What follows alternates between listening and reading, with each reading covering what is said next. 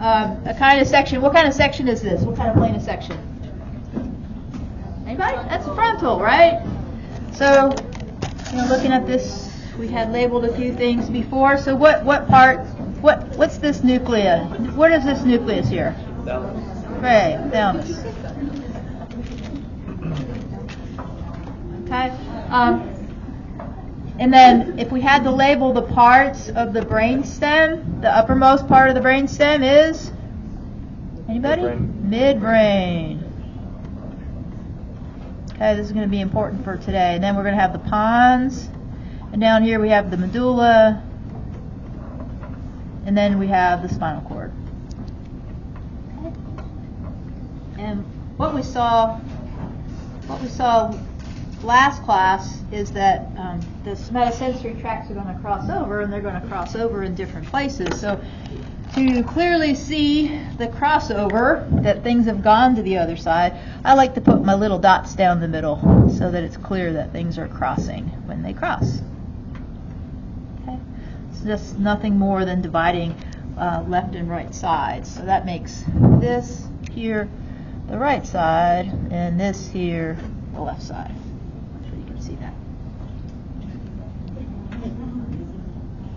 Okay? Does everybody see where we are? So what we're going to do is we're going to draw in the different tracks and talk about the overview again. So we're going to compare the spinothalamic tract, so SCT. So again, we have our first order neuronal cell body here in the dorsal root ganglia. Okay, a little stalk, and coming out there are dendrites that are picking up sensory information from the environment. Okay.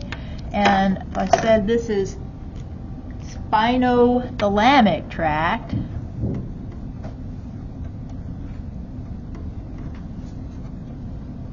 And that's the SCT. There you go. Yeah. Thanks. And that's going to be SCT. Okay? So what kind of sensations does SCT pick up? Perfect. Pain, temperature, and crude touch. Okay. Hopefully that's just a simple review for everybody at this point. We talked a little bit last class about the fact that axons coming out of the first neuron come in, and they synapse immediately in the spinal cord upon entry into the spinal cord. So this is my first order neuron.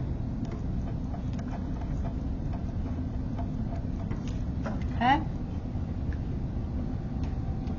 STT, first order neuron, synapses immediately in the spinal cord, and that second order neuron, as all second order neurons do, crosses over to the opposite side. Okay, so this is my second order neuron.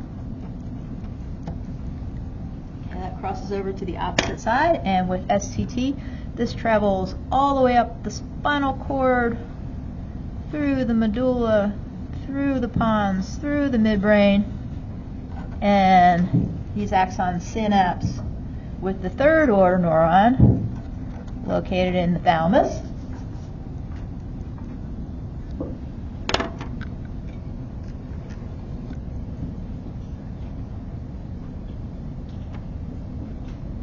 Okay, so here's my third order neuron. Okay, and that third order neuron then sends out axons that synapse here in the primary somatosensory cortex, or postcentral gyrus. Remember that? So the second time you've seen it, like I said, we'll go through it over and over until you get it. So essentially STT comes in, first order neuron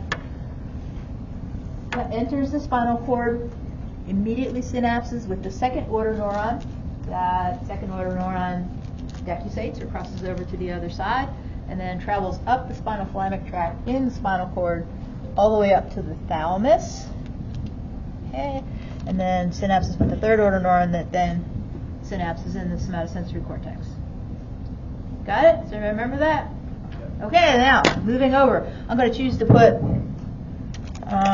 the DCML on the opposite side so we can compare and contrast. So here's going to be my first order neuronal cell body, and this is going to be the DCML. So that's dorsal column medial lemniscus, okay, or DCML for short. All right, so your dorsal column medial lemniscus. And what does DCML carry? Fine touch is one. Good. Fine touch, vibration, and what we learned the other day is proprioception. So where your joints are in three-dimensional space. It's conscious awareness, conscious proprioception. Okay. So with DCML, it's a little bit different, right? Because the axon's coming out of this first order neuron.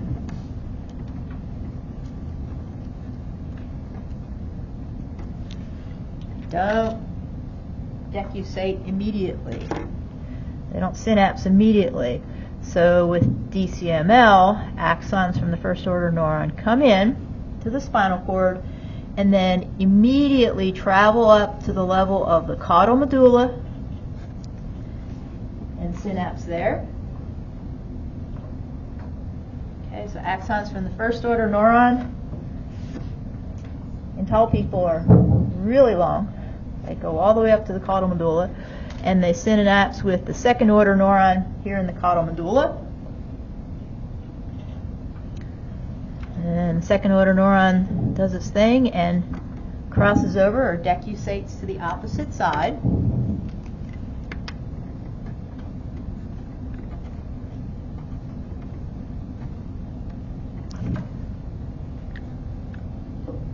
Okay, and then once it decussates, makes its way all the way up to the level of the thalamus. Synapses with the third order neuron there.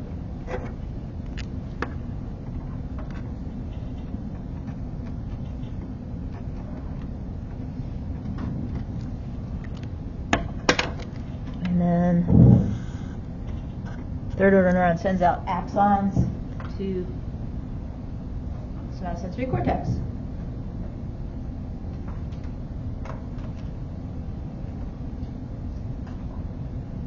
Okay, so this we drew this last class, so we're drawing it again, and now we're going to break it down and look at the fine details.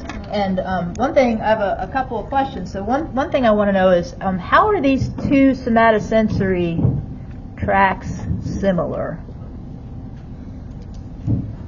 How are they similar? So I just wrote the word similar, if you can see it. How are they similar? Ben? They both travel from the spinal cord up near the central sulcus.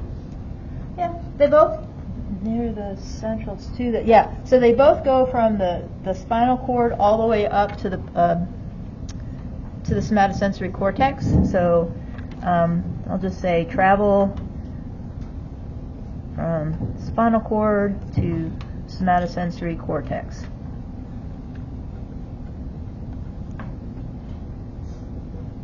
Anything else? How else are they similar? Yeah. Both are third order neurons? Or?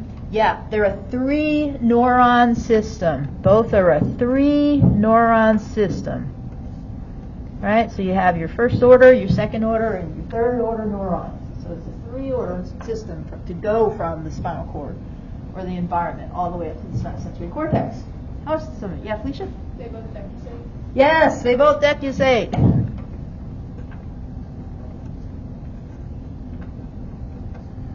And let's go a little bit deeper than that. They both decussate, but But which neuron decussates? Yes, second order neuron decussates.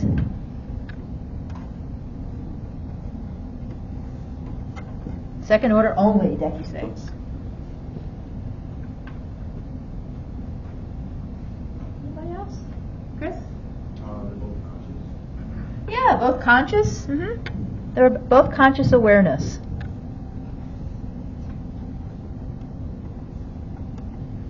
Okay, pretty good for similar. Now, how are they different?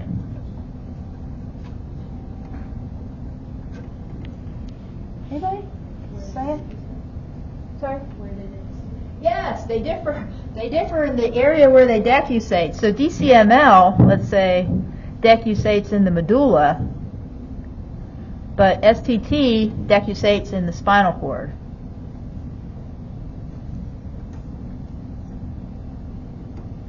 Any other ways that they're different?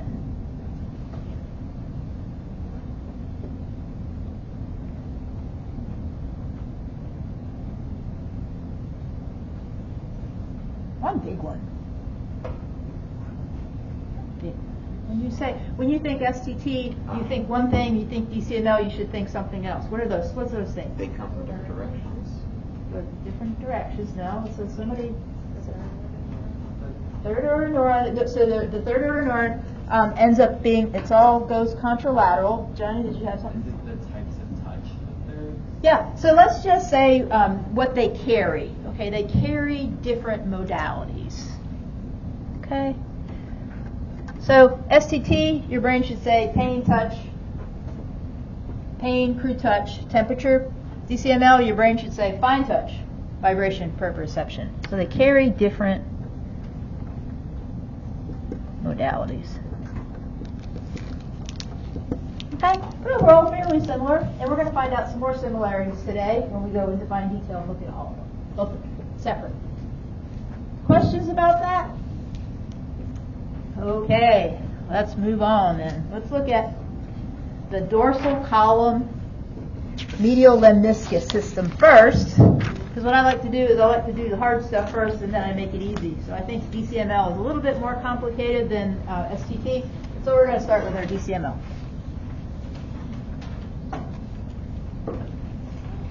Okay. As far as basic drawings are concerned, this is my representation of a cross section through the spinal cord.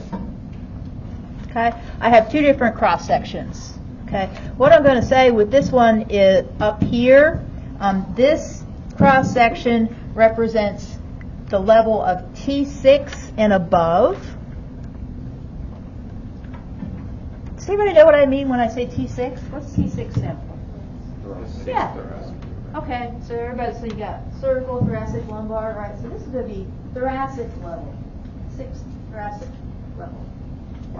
Okay, so this one up here, I'm going to represent T6 and above, and then down here is going to be below T6, below the level of T6. T6 spinal level. Okay, there's one more. Let's start. We sort of drew a little bit before. We drew that talked about the different columns here. Does anybody remember what this column is up here? What's that column called? You remember? Yeah, these are your dorsal columns. Okay, and then over here your lateral columns, bilateral, and then here's your anterior columns. So if you remember, DCML is dorsal column. Okay, that's where they're located. So we're going to talk about dorsal column here. So let's go ahead and does anybody remember the name of the dorsal column that's most medial here?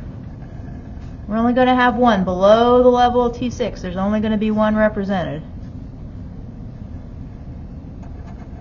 This is going to be called your fasciculus gracilis.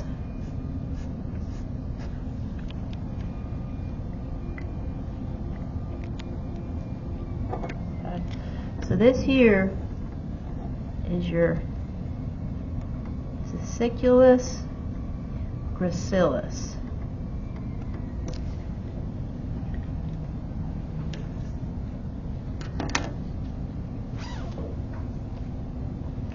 Okay, now we can just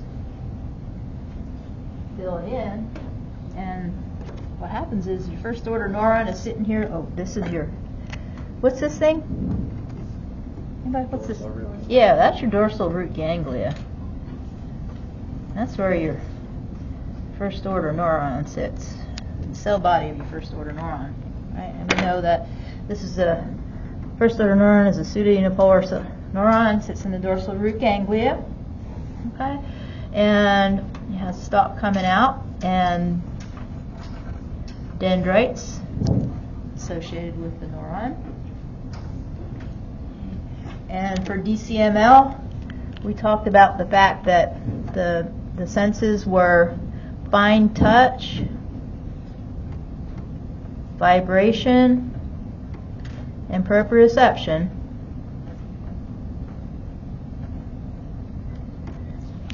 But we're going to add one more thing, because this is fasciculus gracilis, and fasciculus gracilis gets that information from spinal levels below T6.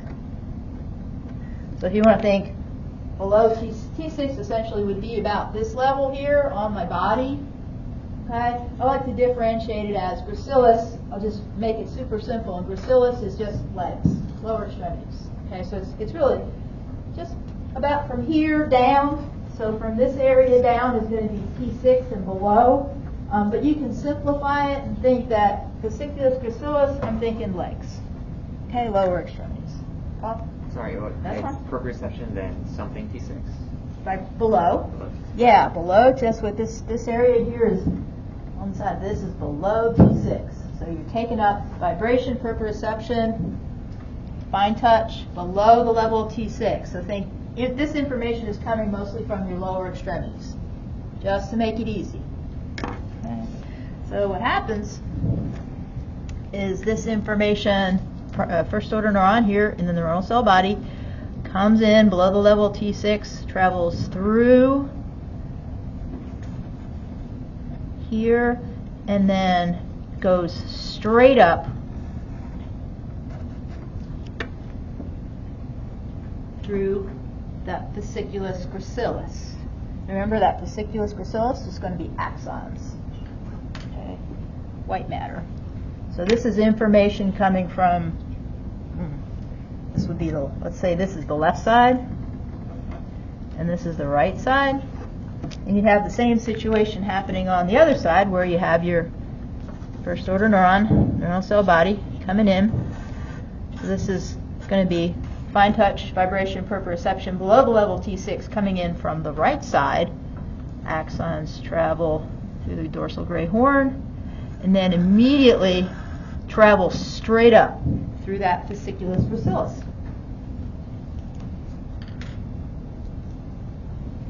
Does everybody see that? I think there may have been some confusion about the fasciculus gracilis and how things were traveling. Well, what happens is those first order neurons come in and those axons go straight on up. Okay, fasciculus gracilis, DCML system is highly myelinated. It's really fast. It doesn't stop, like a superhighway. Questions about that? Okay, so and like I said, this is below the level of T6. This is just one representation of T6 and above. So what you have is fasciculus gracilis exists in T6 and above as well.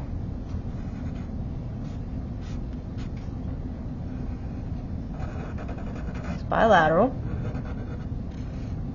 So as this information travels up through fasciculus gracilis, let me label that as fasciculus gracilis. Oh, here it is labeled. Okay. Again, this is fasciculus gracilis. No different than below, but it's just at a higher spinal level. Okay. So that information travels all the way up, keeps traveling, and then still travels straight on up. So that information comes in below the level T6 and then travels straight on up all the other levels in the fasciculus gracilis.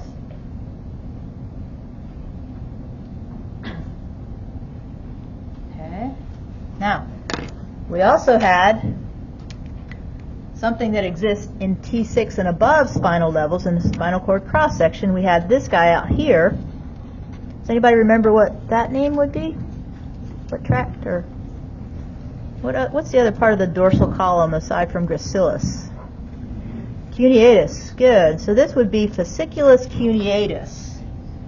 Here more lateral, right?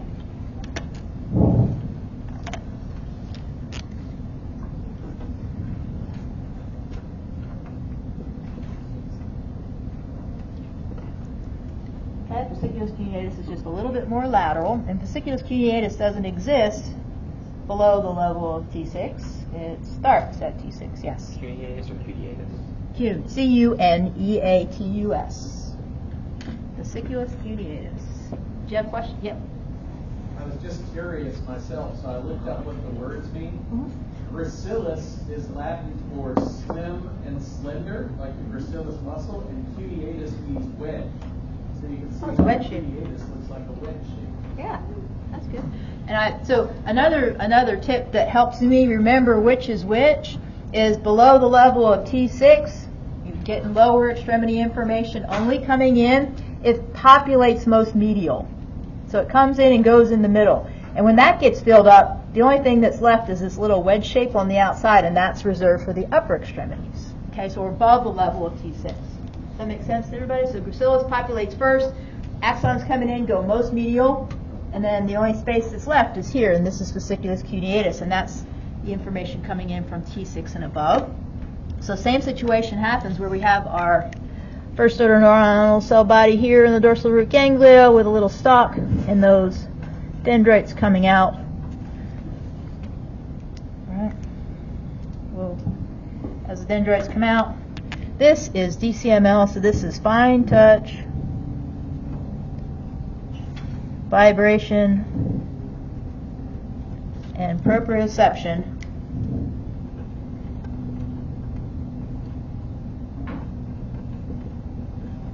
from T6 and above.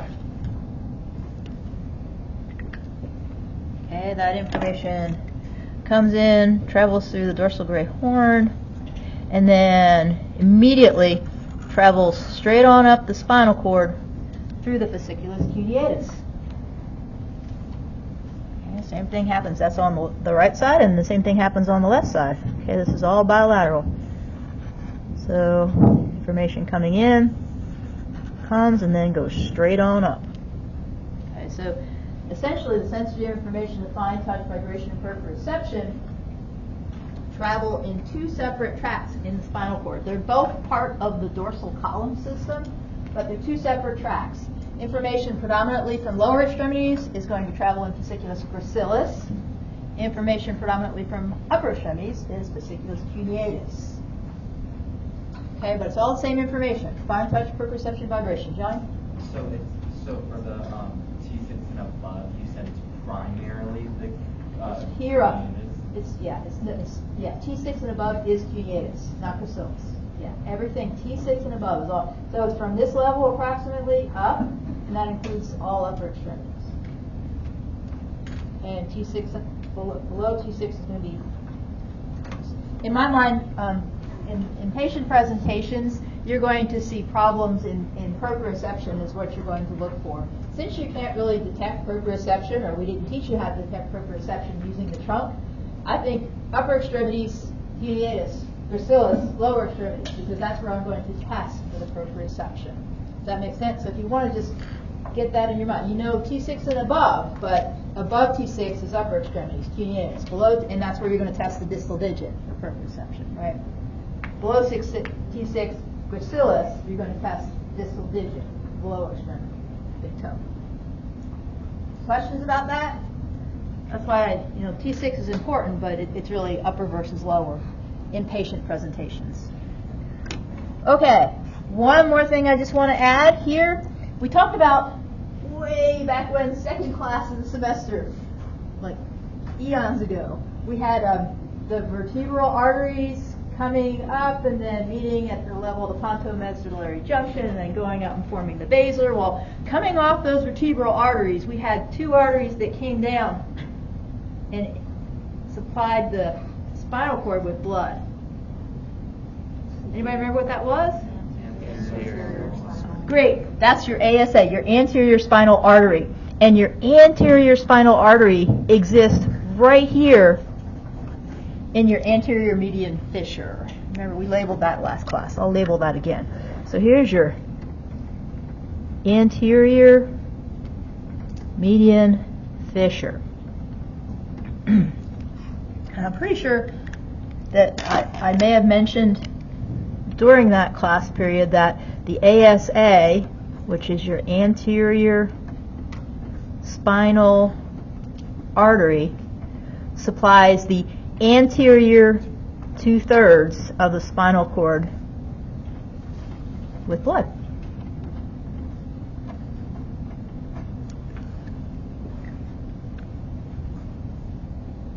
Okay, so that ASA vertebral artery is coming up, form pontomedullary junction, work on basilar artery.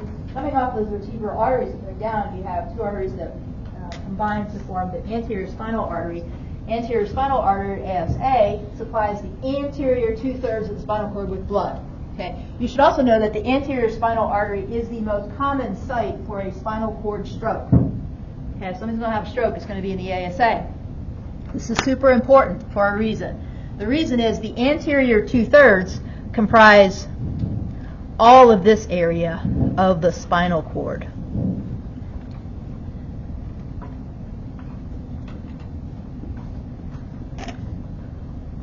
And I always like to think patient presentation. Okay, so if all of this area of the spinal cord, and I'll even dot it with more red, is affected, if a patient has an ASA stroke, all of the area dotted in red there is going to be affected in that patient. Okay? What is spared? What is not affected? The posterior. Dorsal columns, right. So, their DCML information is going to be intact. It's one of the characteristics of an ASA stroke. You know it's ASA because ASA does not supply the dorsal columns. Okay? Does everybody see that? Things to know. Okay, moving on then. Let's go ahead and look at DCML decussation in the spine, in the medulla. So what I've done here is the next picture looks like this.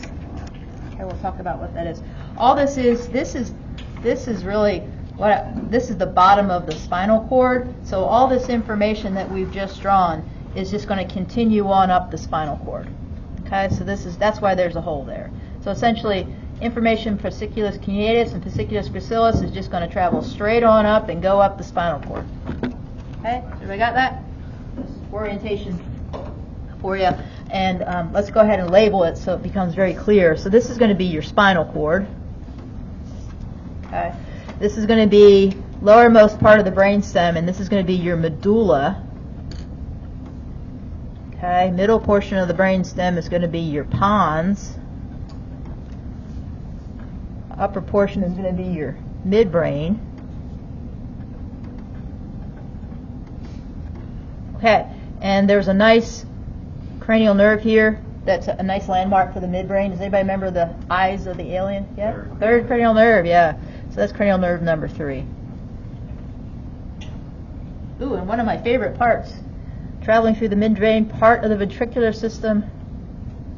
Cerebral aqueduct, yes, somebody's got it already. Good.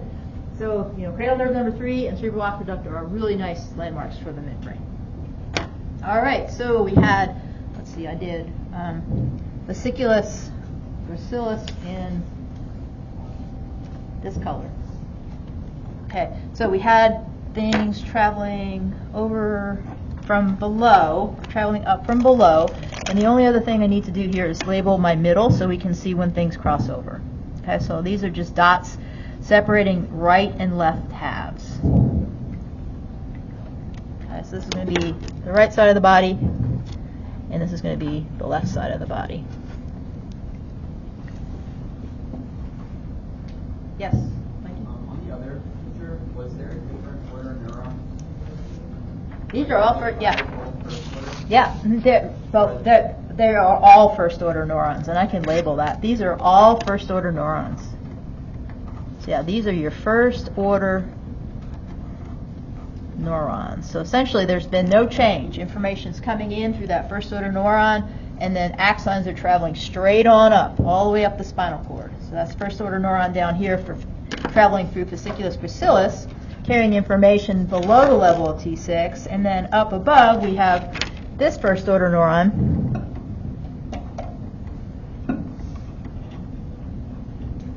carrying information from T6 and above. Okay? Is that clear now? Yeah. Okay.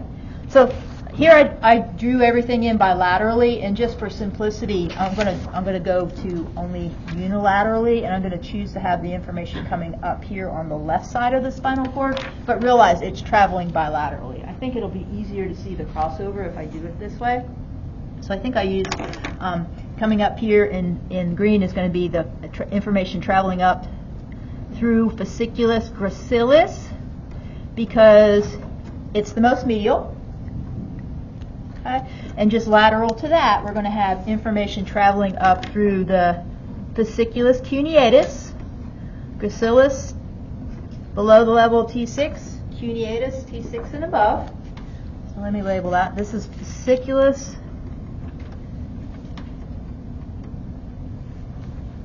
gracilis. So these are just the axons coming from below, traveling through the fasciculus gracilis, and these are axons from below, traveling through fasciculus cuneatus. Okay. Does everybody see where we are? Got the picture? Okay, now what happens is axons traveling through fasciculus gracilis synapse with their second order neuron here in the caudal medulla. And axons traveling through fasciculus cuneatus also synapse with their second order neurons here in the caudal medulla.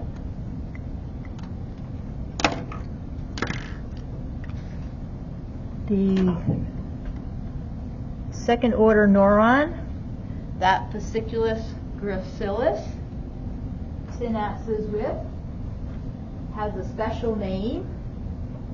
It's known as the nucleus gracilis.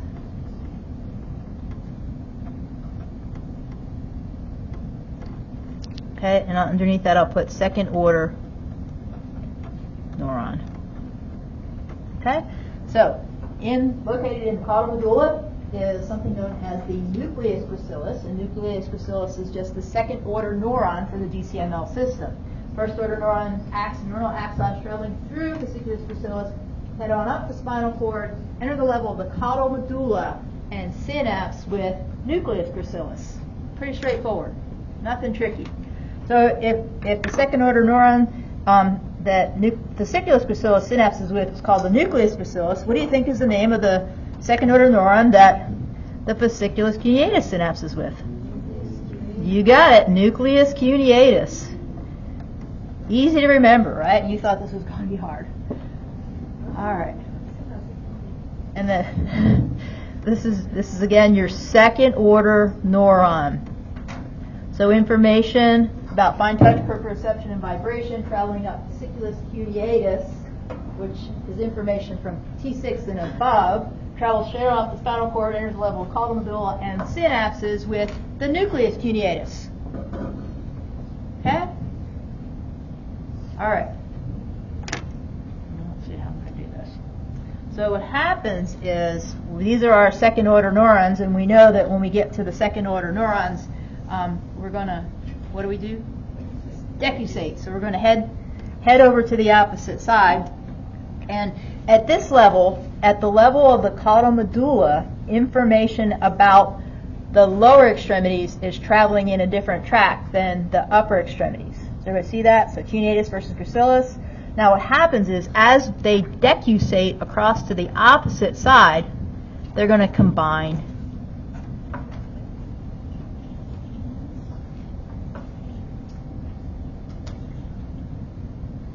Okay, and then they travel up, straight on up, through the pons in the midbrain, and they're just going to travel up. So both of this information, trying to represent this as they cross over and then they travel up through the same system.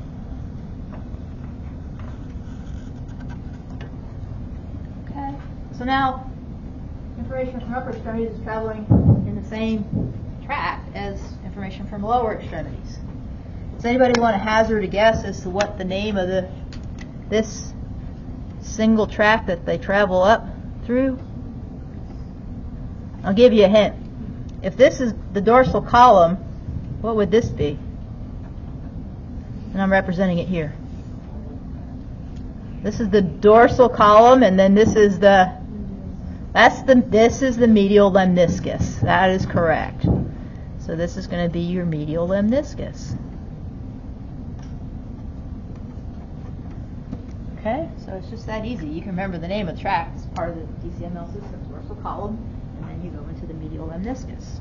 Okay, once you cross over at the level of the caudal medulla, you will travel through the pons and the midbrain and all the way up through the thalamus, to the thalamus, through something known as the medial lemniscus. Johnny? So the medial lemniscus is just that one, the combination of them two going to the Thalamus. thalamus. Yes, that's the combination. So you go from fasciculus gracilis and cuneatus to just medial lemniscus. Okay? Yes, Chris? I don't know if I missed it, but it is T6 and above upper body now? Yes. T6 and above I like to think of as upper extremity.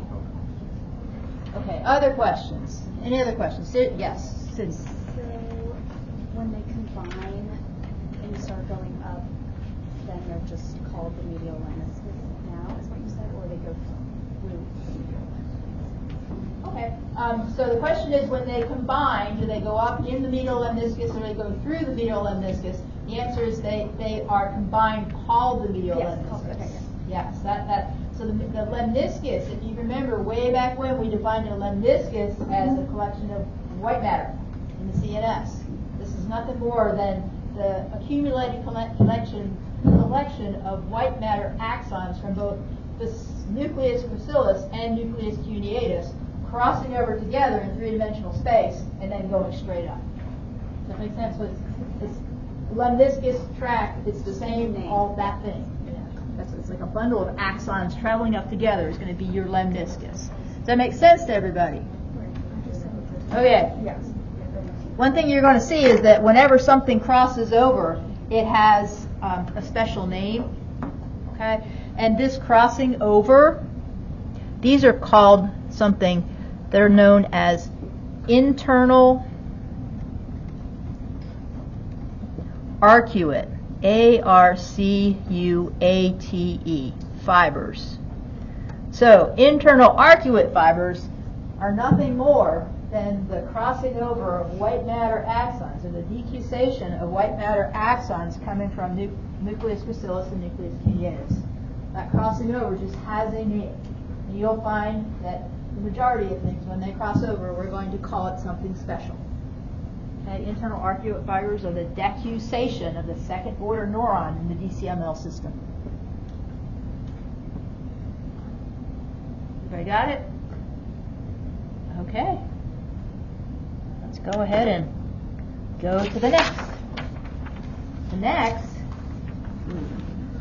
is going to be continuation. So again, we are continuing. So here is my midbrain. Right? So we're just continuing on up here. So here's my midbrain. This is my third cranial nerve right here. So it's just a continuation from below.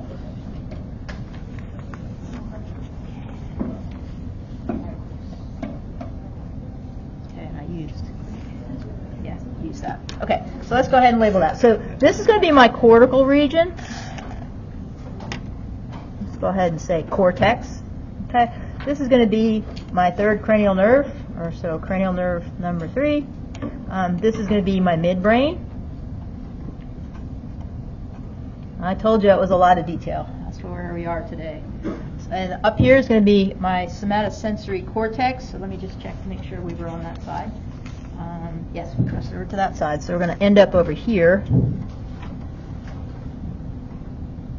So this is just my somatosensory cortex, right here. This whole region right here. Okay, so that's where we're going to end up. And this is going to be that nucleus that we keep labeling. That's your thalamus. There's a pair of thalami. And what was that? What exists? What did we draw that exists between the thalami? Anybody remember? Yeah, this is your third ventricle right here. Okay, this is a lateral ventricle, foramen Monroe. Third ventricle. Good review. That's a lateral ventricle. Remember, the ventricles are nothing more than fluid-filled spaces. This is my third ventricle. Okay, and then here's my cerebral aqueduct coming down, going through that midbrain region.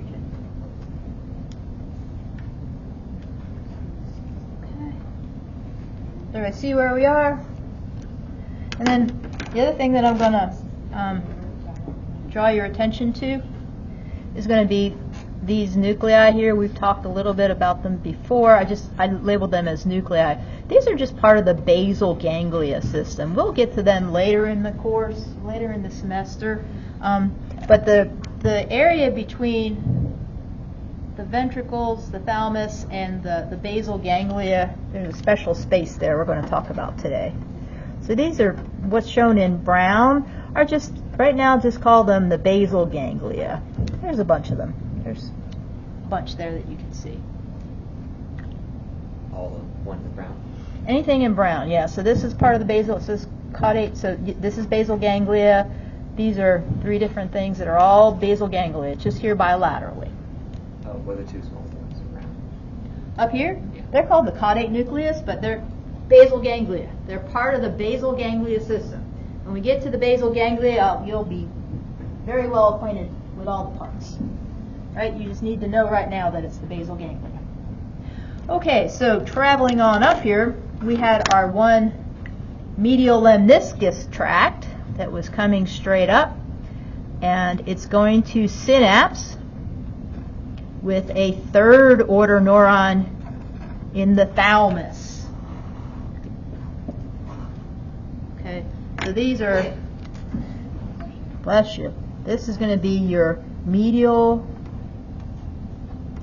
lemniscus traveling up through the midbrain all the way to the level of the thalamus, to the third order neuron in the thalamus.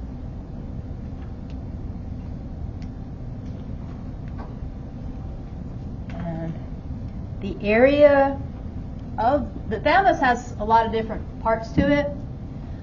The area of the thalamus that the DCML and the STT is going to synapse is the same, and it's known as the VPL,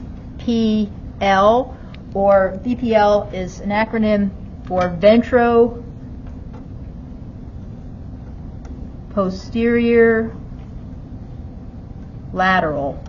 So it's really the ventral posterior lateral portion of the thalamus where the third order neuron for the somatosensory system lives. The VPL, ventral posterior lateral. Say it again, again. Ventral posterior lateral. It's easy to say, right? I'd say it again. Ventral posterior lateral. VPL for short. That's your third order neuron. Yeah, that's the third order neuron. So that's where the third order neuron. So let me put. So the ventral posterior lateral region of the thalamus houses third order neuron. Correct. So the third order neuron lives in the ventral posterior lateral portion of the thalamus, or the VPL portion of the thalamus. Okay? And axons from that third order neuron then go through this space right here. This is an important space. And then synapse with the appropriate region of the somatosensory cortex.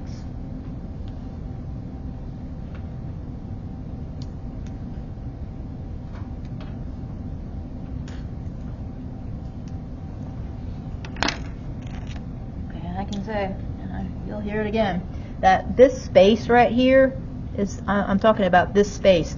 This space that resides between the part of the basal ganglia and the ventricles as well as the thalamus. Okay, the area where that axon travels through has a special name. It is known as the internal capsule. So internal capsule.